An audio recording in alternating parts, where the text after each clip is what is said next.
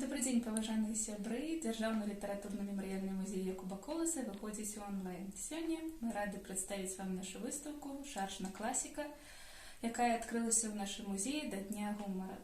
Мы спадзяёмся, што трошкі гумару разам з малавядомымі фактамі ў нашым класіку гэта тое, што будзе вам цікава. І калі падчас прагляду відэа у вас ваш настрой палепшыцца, а на тварах будзе часам з'яўляцца усмешка, мы будзем толькі радыя.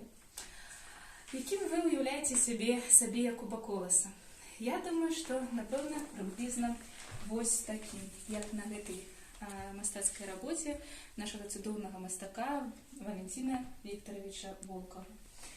Якуб Колас выглядае такім сталым, сур'ёзным, напэўна, такім, якім і павінен быць народны паэт Беларусі. Прыблізна такім ён глядзіць на нас са старонак падручнікаў, з класічных работ іншых мастакоў. Але сёння нам хацелася б паказаць вам Коласа зусім іншым. Смешным, нечаканым, па-сяброўску іранічным. Вашай увазе мы прадстаўляем шаржы на Якуба Коласа.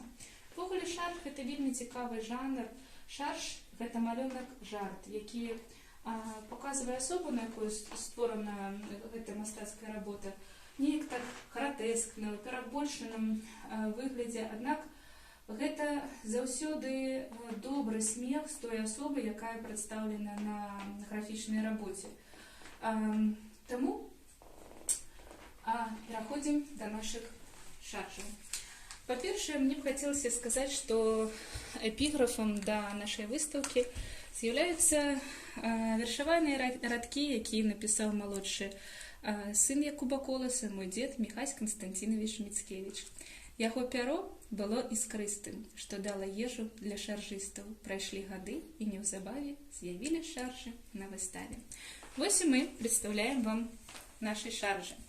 Першы шарж, які б нам хацелася вам паказаць, гэта шарж Янкі Кашкеля.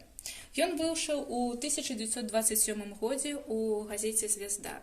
Цікава, што Янка Кашкель стварыў шаржы не толькі на Якуба Коласа, аднак яшчэ і на яго лепшага сябра Янка Купалу, на вядомага мовазнаўцу Язэпа Лёсіка, а таксама на беларускага паэта і публіцыста Владзіміра Дубоўку. Шарж уражвае тым, які вобраз Якуба Коласа. Ён адзеты ў сялянскую вопратку, кажух, валёнкі, на ім зімовая шапка. Тое, што ўражвае, гэта позірк Якуба Коласа, які нібы глядзіць прама на цябе, заглядае ў душу і, мабыць, можа даведацца аб тым, аб чым ты думаеш. Яшчэ адзін шарж, які б нам хацелася б вам паказаць, гэта работа савецкага графіка-карыкатурыста Барыса Івановича Антановскага.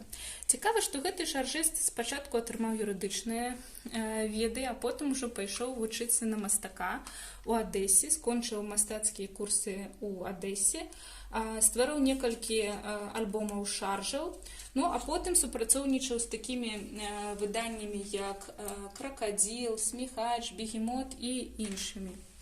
Гэты шарж на Якуба Коласа ён стварыў у 1934 годзе. Нагодай быў першы всесаюзны з'езд пісьменнікаў, у якім Колас удзельнічаў.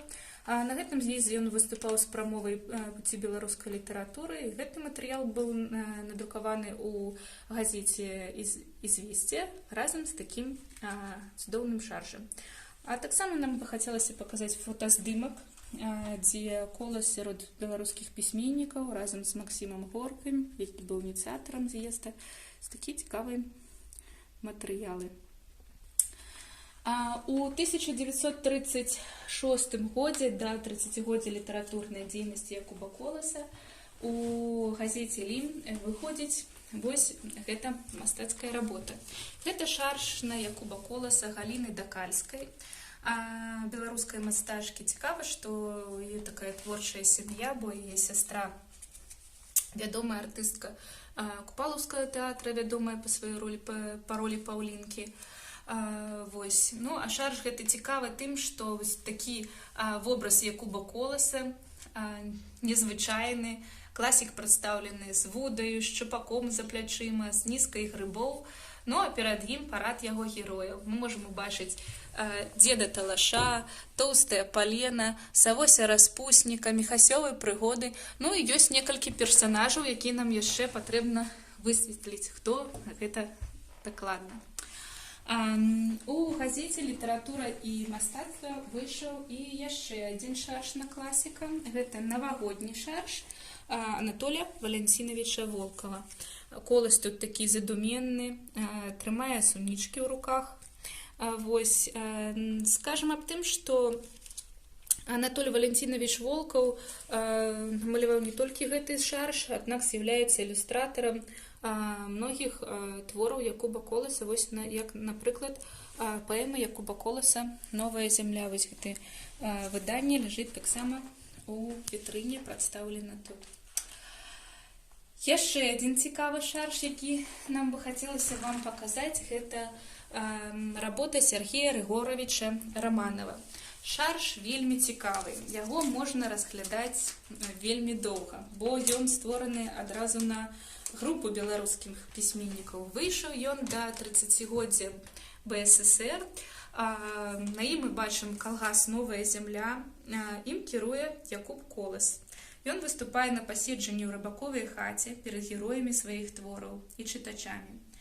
Мы можам убачыць многіх беларускіх паэтаў, напрыклад, Петруся Броўку, які ідзе з вялікім партфелем з роднага дома да роднай хаты, каб адтуль аглядаць родныя берагі, на якіх буйна красуе беларуская літаратура. Мы таксама можам убачыць Аркадзя Куляшова, які капае новае рэчышча. Імкліва нясе Івана Шамякіна глыбокая плынь. Максім Танк пасадзіў на кургане дрэва, на якім выраслі яго творы. Паэма Янук Сяліба, зборнік вершаў «Вастрыце зброю». На граніцы нясуць варту нёманскія казакі Янка Брыль і Янка Маур. Іх са свайго бліндажа перасцерагае Міхась Лынькоў. Пільней трымайцеся на граніцы, навальніца яшчэ не скончана. Шарж можна разглядаць вельмі доўга, бо на ім намаляваны многія беларускія пісьменнікі, ёсць звароты да іх твораў, што сведчаць аб тым, што мастак быў добра знаёмы з беларускай літаратурай. І гэта вельмі радуе.